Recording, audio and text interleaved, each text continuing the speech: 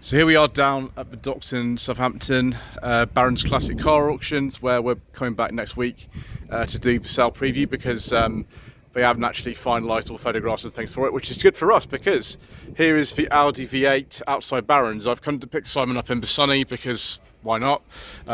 Tony, who is in charge of actually selling this for us, quite likes the sunny as well. Everybody likes the sunny, but do they like the Audi? Simon's been very, very busy kind of trying to improve this car as much as he can before it goes up for sale on the 12th of July. He's done the plastics, which look better. He's tried to do something as much as he can with the paint. I mean, this car has been fully detailed anyway. But there we go. The interior has come up really, really well. One of the things that we were worried about was whether the main owner of this car, who owned it from 1993 to 2022, used to smoke a pipe, and that area there was all stained with pipes. Simon has got rid of all the pipe stains, so the interior is actually really, really nice now. Just if anyone is thinking of door, there you go. That one doesn't actually work, which is a shame. That doesn't work, but it does go up there. We've had to take the trim off, which I almost lost in a car wash the other day, but I did find it, and Simon's had a go at reattaching it, which we've failed to do, so that's still there. And the big news is, not only has Simon improved the paintworks, he's got rid of all the scratches I put into it when I was machine polishing it, we've actually got an Audi badge on the back. That is how the cars would have looked originally when we came out of factory in 1993. In this country, they only carried the Audi badge. It didn't carry a V8 or a Quattro badge. Some of the other nations did, but not this one. So it's looking good.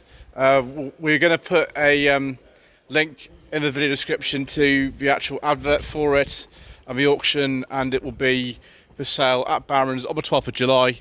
And I will come back next week because it's not ready for me to do a preview yet. I'm just sort of finalising some things here. We'll film a full preview of everything else, and yeah, hopefully that'll be interesting for all of you.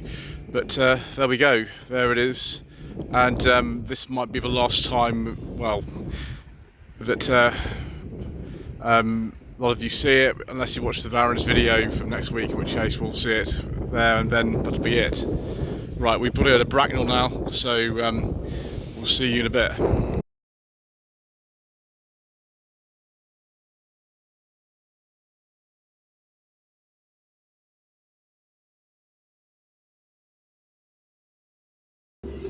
So off we go. We'll be depositing Simon back in Bracknell. I decided to bring the sunny today because I don't know. I like it. Everybody likes this car. I like it. It's hilarious, this car. It's so funny. The thing is, though, it's a much more sort of practical proposition, this thing, than the Audi. Unfortunately, the Audi, although we absolutely love that car, you know, we wouldn't have ever bought it without loving it. We do. It's just we've got other cars that we think are just better for us long term.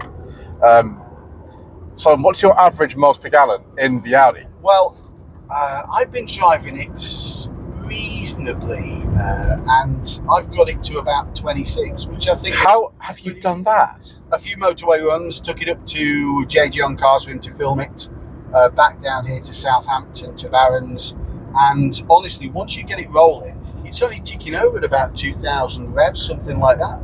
You're a very conservative driver on the motorway. I remember passing you when you were bringing it back to Bracknell the last time, and I was in the Volvo. I was sort of going along at 70, and you would maybe cruising at 60 in it. It's one of those cars that you don't need to drive quickly to enjoy, because it just, the sound of the engine, it just burbles along. It just sounds so good. Yes, it will go if you put it into sport mode. I did that briefly, I must confess, just to see what it would do. But honestly, it doesn't really do an awful lot, though, does it? For a car from 1993, it doesn't half pick up its skirts quite well. What it should do is a 4.2, shouldn't it? It should do. I mean, I remember, and I'll never forget this, the day we bought it, I drove it back to Eastleigh, and I went via the A31 Alsford bypass, and I put my foot down, and obviously this is before the car was serviced and all that sort of stuff, but it absolutely flew. I was even in economy mode, and it wanted to go so much faster than the 60-mile-an-hour limit on the Alsford bypass. Being a responsible person, I stuck to the limit. Of course. Because, you know, you just don't want to get pulled over in a car like that, really. But it was good. Obviously, the car's been improved now. It's been improved pretty much as we could do it without an enormous amount of capital expenditure. So somebody really who loves it. We actually met a gentleman who was looking around just now, who was at the auction, and he couldn't believe how rare it was, which, there we go. They've also got an M5 in there, an E28 M5. And I'm not sure if he'll be bidding on the car. I don't really know. It's hard to say with people who are just having a browse around, but it's good to see that actually kind of it is getting a bit of the right sort of attention. We did have an offer, somebody just speculatively sent me a text message. I think he saw it at Shedfest and offered me, I think it was 4,000 for it, but offers via text message I never find are particularly effective. I don't really subscribe to the fact that is a very good way to go. It kind of shows to the person who's selling the car that you're not really that fussed about it. So, and he said to me, I thought with cash. I'm like, I wasn't. What you really want to do? Interest payments or something. We weren't planning on taking magic beans. No, not really. Cash will be out. Not really. So. That also is considered. It's also less than we paid for the car in the first place. So we are expecting it maybe to not allow us to have all our money back. Just the way that it is. It's a very rare car, but because the paint is going to need some attention on it, and we know that, it's been improved as much as it possibly can be at the moment. And there are some of the things that don't work in the car, which will be just a heck of a lot of trouble to do it. Mr. Coleman just hasn't got the time to do anything more. We think it's going to be priced really extremely fairly, with the estimate they've got on that car, which is between I think £4,000 and £5,000, which is, I think it's a cheap car for what it is. For that, yeah. I mean, the car is very, very usable mechanically. I think we've done 1,000 miles since the MOT. I've done, I don't know, over 200 miles over the weekend in it. So to be honest with you, I'm down here to Southampton today. It's very, very usable. It cruises, it drives really, really well. Yeah, I mean, it's one of these things where it's a very rare car. It was very rare back in the day. It's very rare now, but they just don't have the sort of level of interest that even like a 200 Quattro has, I would say. It's really odd because it was a more expensive car. It was a better car. But those tend to have more interest in them. It's a very strange situation. There are others as well that are in the same sort of position. So if you were to buy, I don't know, a Bentley Brooklands of that sort of era or something like that, if it was in that sort of condition, it would be worth around the same kind of money, I think, as well, because they're not worth loads of money.